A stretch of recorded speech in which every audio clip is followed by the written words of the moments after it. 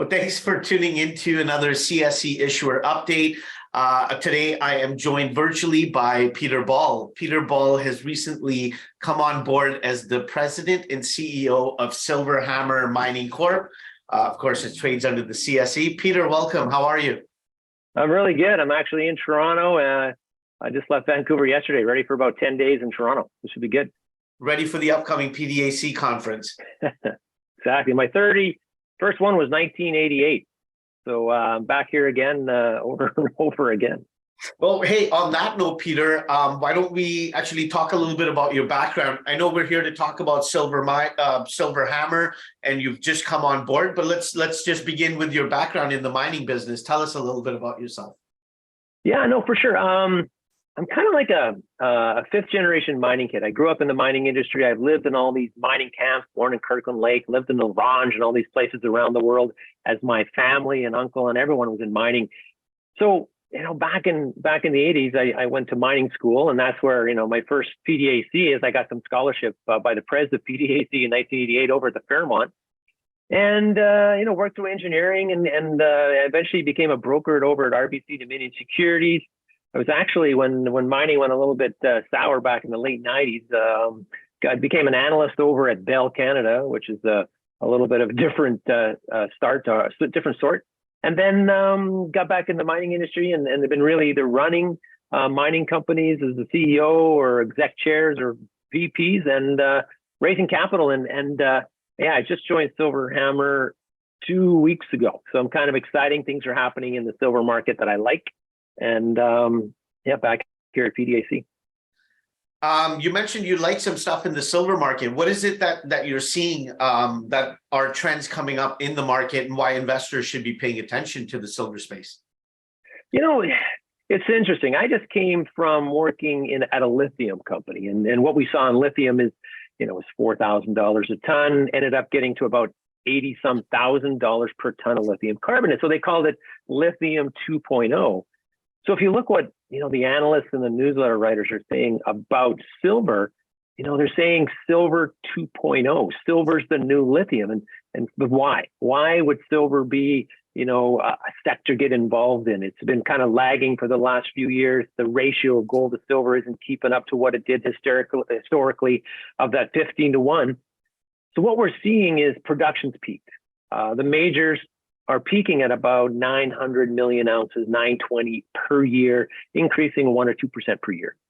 But if you look at what the demand or what's happening to the demand in the sector this year, for the first time, there's actually a deficit. There's a crunch per se, a crunch of about 140 or 150 million ounces of silver deficit this year. And if you look forward to what the lithium 2.0 is saying, is the supply is going to be used mostly by, say, 2030 by these solar PV cells. They're going to consume basically the entire market of this 1.2 billion ounces. So this is what all the analysts and newsletter writers are saying. And then if you look at what's happening in the production of cars, the use of silver is going from 50 million ounces to 90 or something million ounces per year. Electronics is going from 45 to, say, 75. So the demand is increasing everywhere. The supply is peaked or not growing. So here I am thinking, no better time to join a silver company with interesting assets in the USA. And so assets in the USA, obviously, you're referring to your Silver Strand project in Idaho, one of the projects. Yep. Peter, why don't you give us a little bit of an intro to Silver Hammer and its projects, because I'm sure there's some audience members who have not kept up with the company. So for their sake, let's just give them a little briefer on what the company does.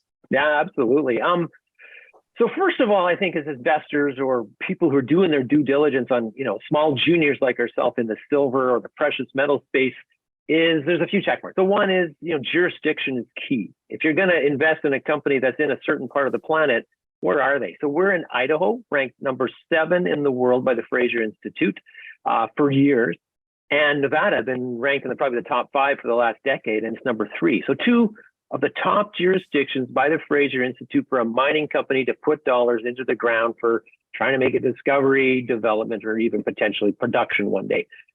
Secondly is, the team. Do they have the correct team for the style of asset you have. And we have, I get investors, go take a look at our website, and you'll see one gentleman, for example, Ron Burke, ex-senior vice president of Centerra and Silver Standard. He led and focused on discoveries and pushing through silver projects and large-scale projects and discovery mode projects in the U.S. and globally. So extremely key. For myself, I used to work at a couple of silver companies. I pushed through an asset in Argentina through the discovery, resource development, PEA. So we've got that side taken care of, and some other key people on our team.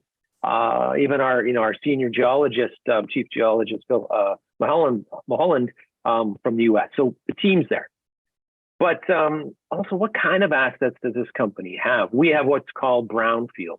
These assets are what I call, where I actually grew up, underneath a head frame, next to a previous producer. So all our assets are historical producers that we've not only had the production, but recently, over the last 2 years, this company has put together some good boots on the ground to understand the model, understand the mineralization, and what we need to do to make the discovery. So this year, like you said, Silver Strand in Idaho, previous producer, only ever mined to 90 meters. All the other mines up there have been mined to about 1,500 meters. So we've got a really good large district play, about 5.8 kilometers.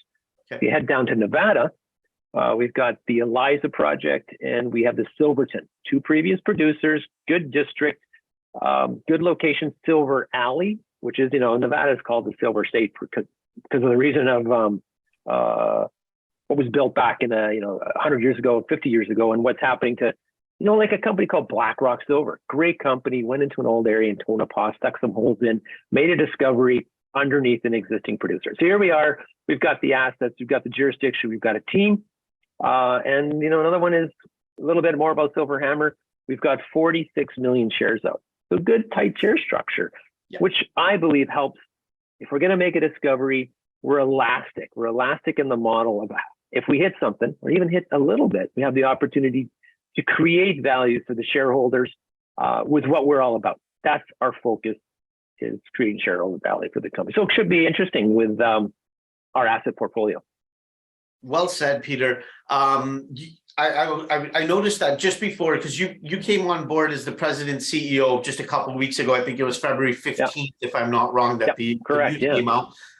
Prior to that, in January, you'd released, the company had released drill results from a phase 2 program at Silver Strand. Are there any key points, takeaways from those results? I think so. What they did at Silver Strand specifically is they went in and looked at this old previous producer that was only mined to 90 meters in the Silver Valley. Most of the mines, as I said, are down to 1,500, 1,000 meters, 2,000 meters. So the first thing they did is identified, what did they do historically? Did they test beneath that 90 meters? And if you look at those results issued in, I think, the spring of 2000 or January 2022, I believe, it had a number of intersections, which I think the investors should look even more closer. It had kickers of gold of up to 10 grams of gold over 2 or 3 meters, then a high-grade silver credit. So you can kind of look at that asset as either, is it a gold asset or a silver asset, but it was mined for silver. If you go up a long trend of that project, up to the burnt cabin place, there's a couple of 7 grammers and 10 grams of gold. So we got to look at the model. They tested beneath the 90 meters, first of all, historical, second in the first drill program, and the one you're just talking about that came out in January with another look to try to follow the zone beneath it. And there was some hits. So do we understand if it goes to 1,000 meters? No, but we've got a model being developed. But what we're also doing this year is we're doing a geophysical composition of everything that happened on that project over the last 50 years, 100 years. Okay. And we're finding potentially new other zones populated along strike heading northwest. So building the model, the results, we hit on every single hole pretty much. Not every single hole, but most of the hole. And it's going to be a fun year up at Silver Strand. Great outlook for the rest of the year then, I would say. Is there any other milestones that you want audience members and investors to watch out for? I think, we're a junior company. We live by news flow. We live by putting the dollars that the shareholders invest in a company like ourselves into the ground. And so we've spoken about Silver Strand, but a few words on Eliza.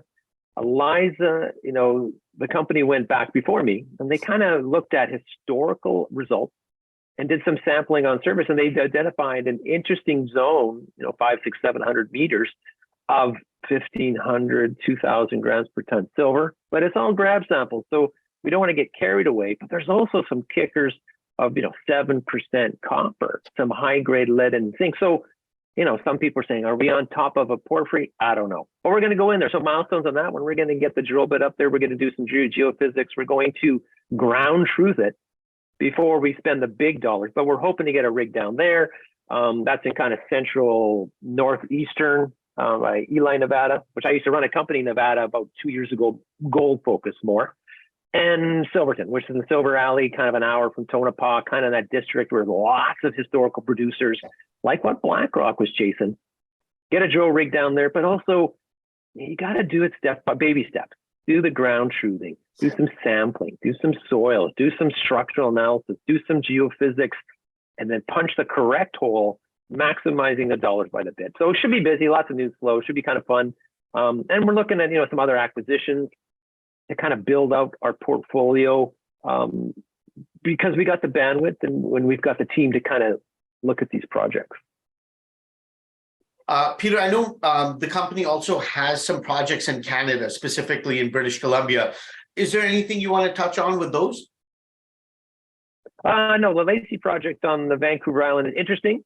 It's a non-core project, but we've got some groups. Actually the first day that I started, that reached out wondering what we were doing, and they were interested about it. So let's chase up to see what they can do. And we're focused in the USA. We've got some projects down there, but there are other projects we're looking in Canada and additional ones in the USA. Not to take on too much, but just to they got to be accretive. They can't just be another project for the sake of acquiring one, because that doesn't help the shareholders, doesn't help our structure. Got to build the right portfolio.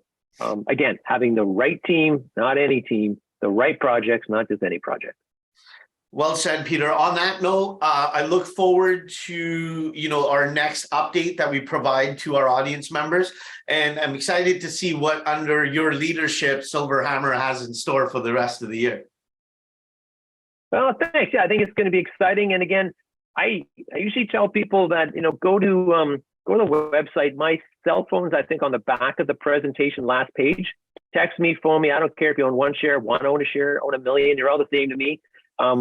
Reach out. You got to know us. You got to trust the management team, and we need to be transparent. We need to be available. So I try to be that side of the role. All CEOs should be available. So, if there's other guys listening, make yourself available to the shareholders, because they're number one, and we're working for them. So. Love it. Love it. Thanks for that, Peter. Again, thank you so much for your time. I look forward to connecting with you in person at PDAC next week. And to everybody watching, you've been listening to Mr. Peter Ball. He is the newly appointed president and CEO of Silver Hammer Mining Corp on the Canadian Securities Exchange.